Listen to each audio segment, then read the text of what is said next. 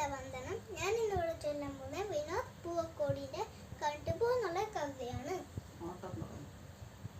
ചിതറി തെറി